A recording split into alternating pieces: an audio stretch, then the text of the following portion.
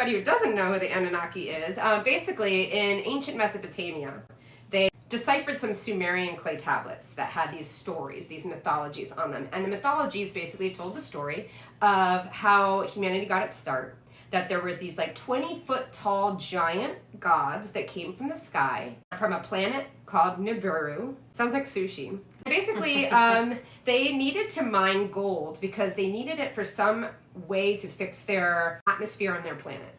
And they didn't want to do it themselves because there's only a handful of them that came on this spaceship. So they combined their DNA with primates that were already here on this planet and created a slave race. Well, that was us. If any of this is true, if you think about it, like, why did gold become so valuable to us? Yeah, it's a metal, and yeah, it's easy to melt, but why were we wearing it? It's pretty. But it's like, so is silver, and so are other things, so are gems, and like, why did we think gold was so special? I mean, lately now with technology, we know how valuable gold is because you need them for circuits and supercomputers and chips, and so we get it now, like it's one of the most functional metals, right? Good word. Thank you. Why did we hold it to such a high regard? Because we were trained to. We had these gods that were basically having us, supposedly, allegedly, and for entertainment purposes only, mining gold and giving it to them, and then they were all like hoarding it, and they're like, peace out. We've got our riches, and then we were left with the dregs of what was left over. But why would I bring up the Anunnaki now? Bum, bum, bum. There is this guy, he's very, very big in the UFO community, does a lot of reporting, he interviews a lot of people, documentarian. You can find him on TikTok as the king of UFOs. So he dropped some knowledge this week. Kind of one of those trust me bro moments, but he alleges that somebody that he knows from the Pentagon reached out to him and told him that there are a lot of people that work in the Pentagon who believe that the Anunnaki are on their way back. I mean, okay. I guess she finds that funny. I don't know why that struck me. Because she doesn't like this alien So we're getting into... No, I don't dislike the aliens. I know who the Anunnaki are, even, okay? I've watched Ancient Aliens. Okay, but why? Okay, I've got to ask, they reached out to him, and they believe that the Anunnaki are coming back, and half of the people that believe that they're coming back believe that they're demonic. And so, does our government and our major elites and our religious figures and stuff, do they have knowledge that we don't have or not really being shared with us? And then are they making their own interpretations of this knowledge? Like, are they afraid? Because, yeah, let's say they're real. Let's just put it on a shelf and just, like, for a minute, imagine that this is all real.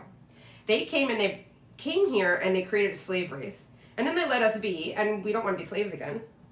A. Mm-hmm. Well, B, like, why are they coming back? Like, is it minerals? Maybe. So are they going to take more of our precious resources that we barely have enough for ourselves? Are they coming back to help us because they've been watching and they're like, oh, look what we created. Let's go, like, kind of set them straight. Are they going to be nice about it? Are they going to be mean about it? Are our government officials, like, prepping for something? Could it be to attack them? Which I would think would be really dumb. Like, these people, things, right, are 20 feet tall and have technology way beyond us. Yeah. Oh. Well, according to the lore. What do they look like? According to the lore? Well, according to the lore, I believe that they might look like reptilians. So a lot of people talk about that. But I've also seen some of the ancient Sumerian Mesopotamian art where they kind of look like birds with like big feather wing type things. So who knows what they really do look like. They stand out. Yeah. Yeah, they would stand out. They wouldn't need the hat. They would stand out. Well, maybe the hats will like, hey, we're little lizard babies. Yeah. If you're a reptilian, we're cool. Oh my God. But there's more. But there's more. Because in a totally unrelated, absolutely not even part of that, a whistleblower came out, this woman named Catherine Austin Fitz. She was on Tucker Carlson's podcast this week, and she worked for the George H.W. Bush administration, and her position was the Assistant Secretary of Housing and Urban Development. Okay? She had a real big title there. And according to her on this show, she claims that our government and the elites have spent $21 trillion on building a whole underground bunker, like so many bunkers, miles and miles of cities with transportation. But she did mention that it's all underground and it even goes under the ground of the oceans. It's that big. And that the technology that they've used there, like the railway systems and all the things to transportation that they've built there, is better than what we have on land. So think about this. I kind of believe that. Yeah, think about this. Our Pentagon has failed its audit. How much money? So are we, okay. $21 trillion. Going along to the theory, we are basically putting all these resources to go underground, to escape underground? Is that our plan? For the elites and the government and the connected people to escape underground while the rest of us sweat it out for an extinction level event. Think about it, while our infrastructure is crumbling and our bridges are falling and our FAA can't keep planes in the air. But screw it, they're going underground. They're going underground and they have better trains than we do up here, supposedly. And we're worried about U.S. aid and our taxes going they have a bullet train to down Medicare. There. They have a bullet train down there. 100%. So, if they do. But like, pissed. I'm pissed. Okay. Maybe. Allegedly. I'm pissed. Allegedly. I'm just saying this Pentagon thing came out from this guy about like the Anunnaki coming back, and the same week this lady went on to the Tucker Carlson podcast and was talking about this underground bunker. So is it maybe the extinction level event that they're afraid of is this Anunnaki coming back? All right, so I'm curious, in the alien community, how are people reacting to this news?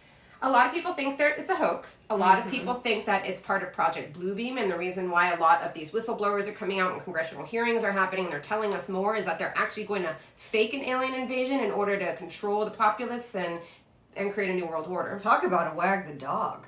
Yeah. So maybe that's what the orbs and stuff are? It could be. Warming people up for that? It could be, or the orbs are coming from a mothership that's heading this way, and those are kind of like scouts, like recon, seeing what's up before they actually get here. Ooh. Who knows? Okay. Or there's another theory that I have. That you have. Yes. This is your own personal theory. Yes. What if the governments of the world can see that there's a giant asteroid heading our way, and they just know it's so many years away, right? And they're just not telling us. They're not telling us, but they know that there's a lot of people with their own telescopes at home, and they will eventually see this object. So they're telling us, little drip telling us that there's some mothership coming our way, so that we end up thinking about that and concentrating on that, where they all run underground and we are like, oh, it's a big ship, oh, it's a big ship, and at the last second we're like, oh, it's a big rock. Oh, I know, it's really depressing and scary. So, but these guys went through it, so I guess, and they survived in some forms. But don't sweat things you can't control. What do you think?